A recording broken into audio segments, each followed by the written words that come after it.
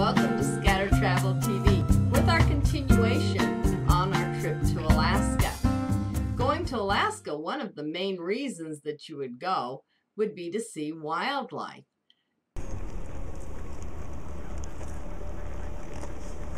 We are in Denali Park. Look at this riverbed that winds around. Just weaves its way around all over in the basin or valley of this. It's raining today, but rain is a good thing in Denali Park. We'll actually get to see more animals in the rain. Alaska is the wildlife place, the place where the animals run free, and if you get a chance to go there, you'd want to see some.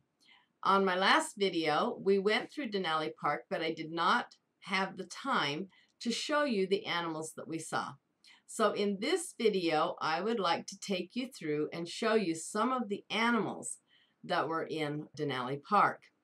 The first thing that we saw was caribou. We saw caribou several times throughout the trip. The caribou were kind of looked like they were molting. They were younger, and so they have this kind of a thick brown fur over them, and it kind of molts off and comes off, and I would suppose it itches and they rub it, and so they have spots, and it looks kind of like they're sickly, but they're not. They just are changing and getting rid of their baby fur. They also have the fur on their antlers, and you can tell that they're very young. They change antlers at different times. The older males of the caribou will lose their antlers earlier than the females or the younger ones, which will lose theirs 6-7 months later.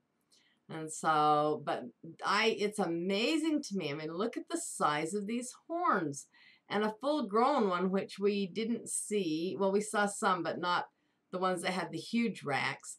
But those racks have got to be heavy. We were at one of the museums, and my husband held up the antlers and put them on his head, and he was like, "Quick, take the picture, it's heavy." So they're heavy antlers. These animals carry around. I don't know how they do it on such small heads, but they're big antlers, but they're quite magnificent animals to see. We saw some that walked down the road. We saw some up at the side. You'll notice that a lot of my wildlife, in fact, almost all of my wildlife pictures I have are actual photos rather than video.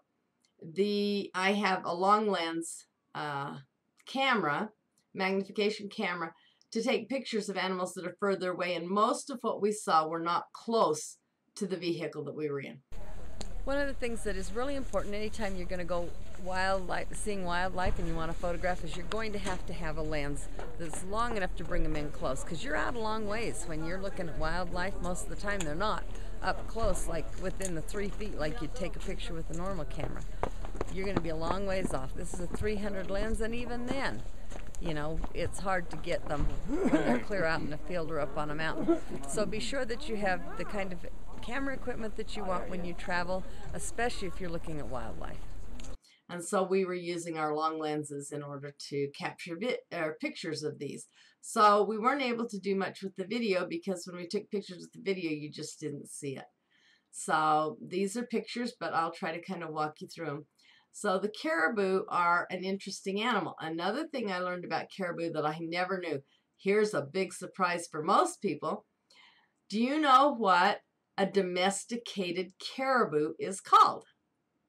It's the fantastic reindeer, Santa's reindeer. They are domesticated caribou. Then they become what's called a reindeer. So I kept saying, they look like reindeer. And then the guide said, oh yeah, they are if they're domesticated. So there's a new little fact for you if you didn't know that. Another one of the animals that we just searched for the whole time we were looking for it, is the grizzly bear or brown bear. I kept asking, what's the difference between a brown bear and a grizzly bear? Because they called it by both, and they said it's geographical. It depends on where it is. Those in Alaska that were in Denali Park could be called either a brown bear or a grizzly bear. Is the same thing. They came in different colors. Some of them kind of had a brownish color to them, but some of them were almost a real blonde color, much lighter than I would have expected for a bear. I kept thinking, what kind of bear is that? But again, they said it's just geographical, just depends on where they're at, what color they are. But we saw, the first one we saw was just a single one, and it was a long ways away, very light blonde. It was kind of making its way through the bush. You can see it push its way through the bush. And I'll just run these photos quickly so you can kind of see the movement that we saw. I took them in succession so you could see that. They were just kind of moving along real slow. And then the next one that we saw that was the funnest one of all of them that we saw for me was a mother bear and two cubs. And another thing I learned was that grizzly bears or brown bears often have twins. That's a common thing for them to have twins. In fact, they can have up to 4 cubs. So here were the 2 little cubs, seemed to be quite young, following their mother, and then they'd kind of scamper off on their own, and then they'd come back. Just really fun. We sat and watched them for a little while. And the funnest part was when the mother bear, one of the little cubs, came running up and she turns over on her back and started playing with the cub. And then quickly the other cub came to join, and they played with their mom before she got tired of it and got up and sauntered off with them following her. Another thing is that the bears there, really their only predator is another bear in Denali Park. So that's the grizzly bear. We did see another few of them, again, just kind of up on mountainsides. You'd watch for something just to move. And then a lot of times it was a blonde color. We would look for a speck of kind of a blonde color, light brown, up on the mountain, and then everybody would, yell, and you'd get your cameras, you'd be all excited and ready to take pictures of them. Another thing is that there was actually people being dropped off to go hiking and camping in the area. That kind of scared me. I mean, there was bears there, but I guess that they knew the rules. Unfortunately, what we've seen a lot when we've traveled with wildlife is people don't mind the rules.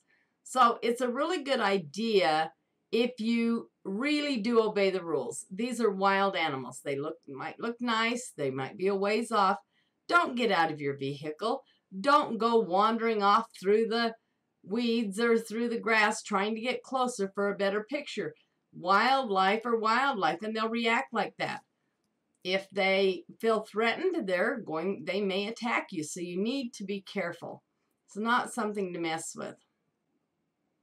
We also something else that it was just so fun, was to see a baby moose, and it walked right in front of our vehicle, and it just ran along the side and then off into the grass, but it was a baby, and they're just so cute. They're just so uncoordinated looking, but what a treat that was. So we saw moose, we saw bear, we saw caribou, and then we saw my favorite little thing, at least I think it was a prairie dog standing up in the field. If it wasn't a prairie dog, it was a ground squirrel that was standing up. But how fun is that? And then, of course, there was the wildflowers. There are the wildflowers. They have beautiful wildflowers everywhere. And they just kind of stand out. They aren't like fields of them, but they're here and there. And they're bright, and so they just stand out. And, mountains are just not the same unless you have the wildflowers growing by them. And that meant bees. And, of course, there was also, which I didn't get a picture of, was mosquitoes. If you're in Alaska, it's a good idea to take some bug spray because there are mosquitoes there.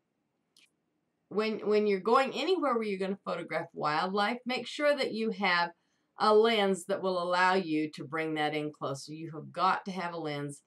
I used a 300 power lens, but you're going to have something that's big enough that you can actually get pictures of wildlife because generally they are further off. Another way we saw wildlife was at the visitor center, Elison Visitor Center in Denali. and there was a quilt. It was the most beautiful quilt I think I've ever seen. It was done by a local artist. Her name was Ree Nancaro. She was a local artist. I thought that it was just fabulous that they use their own local artists and display their art.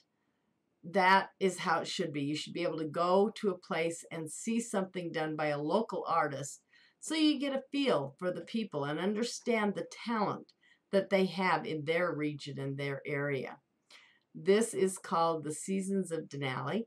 It shows the different seasons, and she even took and put the animals that would have been seen during that season into those photos. She did a lot of research. It took over a year to do the quilt, is my understanding. I'm grateful that I got to see it. There was another display of quilt there, and it was so neat to see the artistry and to see that they had used local artists in their area. You can see wildlife where you go in all different things. There was also a number of like statues and carvings that had the animals in it that you could also enjoy them. Thanks for joining us today at Scatter Travel TV. We hope you enjoyed the overview of the animals that we saw in Denali Park. I hope it makes you want to go and see more of the world. I hope it makes you want to go and see these animals for yourself out in the wilderness. Alaska is a beautiful place, and Denali Park was fabulous. So join us again while we bring you more fantastic destinations with information to help your travels go more smoothly so that you can see unique and fun things and even a touch of the weird now and then. Come see our website at www.scattertravel.tv. We have a lot to offer you there, and we'd love to have you join us.